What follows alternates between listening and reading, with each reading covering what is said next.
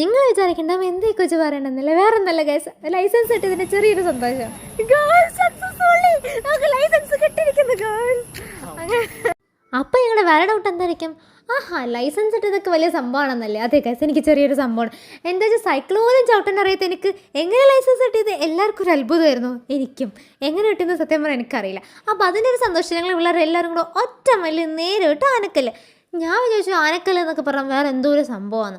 പക്ഷെ വേറെ ഒന്നുമല്ല ഗൈസ്, നമ്മുടെ മലമ്പുഴൻ്റെ ഏതൊക്കെയോ ഒരു പോർഷൻ തന്നെയായിട്ടാണ് ഈ ആനക്കല്ലും വരുന്നത്.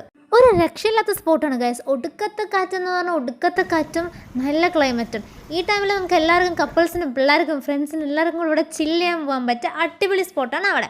പിന്നെ അതുമല്ലാതെ നമ്മുടെ മലമ്പുഴയിൽ കാണുമല്ലോ ഒരു തിരക്കോ റഷോ ഒന്നുമില്ല ഗൈസ്. ഭയങ്കര കാമായിട്ട് നമുക്ക് ഫ്രണ്ട്സിൻ്റെ എല്ലാവരും കൂടെ കൂളായും ചില്ലായിട്ട് അവിടെ ഇരിക്കാൻ പറ്റുന്ന അടിപൊളി സ്പോട്ടാണ് ഇത്.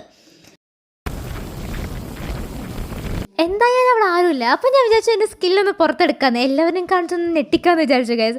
അങ്ങനെ ഞാൻ ഒറ്റ മൈലിൽ വണ്ടി ഓട്ടാൻ തീരുമാനിച്ചു.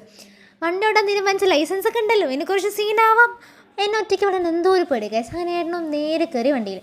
അങ്ങനെ ബാലൻസ് ചെയ്തത് ഫുൾ ഏട്ടനായതുകൊണ്ട് എനിക്ക് ഓടിക്കുന്ന ഒരു പ്രശ്നം ഉണ്ടായില്ല, ഭയങ്കര കൂളായിരുന്നു. അങ്ങനെ ഞങ്ങൾ അവിടെ നിന്ന് കുറേ നേരം വർത്താനൊക്കെ പഴയ കാര്യങ്ങളൊക്കെ പറയുമ്പോൾ വീഡിയോ എടുക്കാൻ സമയം കിട്ടില്ല ഗൈസ്. ഫോൺ വെച്ചത് വീഡിയോ എടുക്കാനാണ്, പക്ഷേ വർക്കിന് പോകുന്നതുകൊണ്ട് വീഡിയോ എടുക്കാൻ പറ്റുന്നില്ല. അങ്ങനെ അതിൻ്റെ സങ്കടമൊക്കെ പറയുമ്പോൾ നേരെ വിട്ട് വീട്ടിലോട്ടോ. അപ്പോൾ ശരി ഗൈസ്, ബൈ.